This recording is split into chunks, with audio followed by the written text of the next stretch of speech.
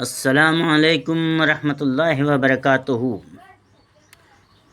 سنن نسائی میں ہے کہ اللہم انی اعوذ بک من عذاب القبر ومن عذاب جہنم ومن فتنة المحیا والممات ومن شر فتنة المسیح الدجال، یعنی اے اللہ میں عذاب قبر سے تیری پناہ مانگتا ہوں، جہنم کے عذاب سے تیری پناہ مانگتا ہوں، زندگی اور موت کی آزمائش سے تیری پناہ مانگتا ہوں، اور مسیح الدجال کی آزمائش سے تیری پناہ مانگتا ہوں، آمین یا رب العالمین۔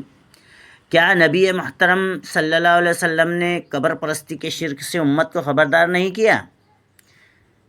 بے شک نبی محترم صلی اللہ علیہ وسلم نے قبر پرستی کے شرک سے امت کو بڑے کھلے انداز میں خبردار کیا۔ بطور دلیل ملاحظہ فرمائیں کہ ان عائشہ صدیقہ رضی اللہ عنہا لما نزل برسول اللہ صلی اللہ علیہ وسلم اتفق بطرح خمیصۃ علی وجہہ فإذا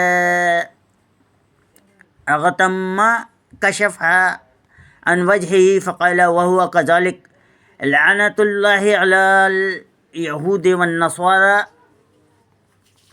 اتخذوا قبور انبیائهم مساجدا يحنذوا ما صنعوا۔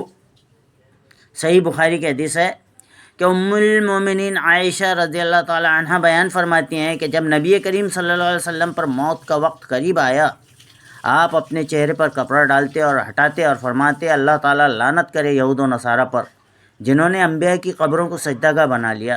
سید عائشہ صدیقہ رضی اللہ عنہ فرماتی ہیں دراصل اللہ کے رسول صلی اللہ علیہ وسلم کا قریب الموت یہود و نصارہ پر لعنت کرنا اپنی امت کو خبردار کرنا مقصود تھا۔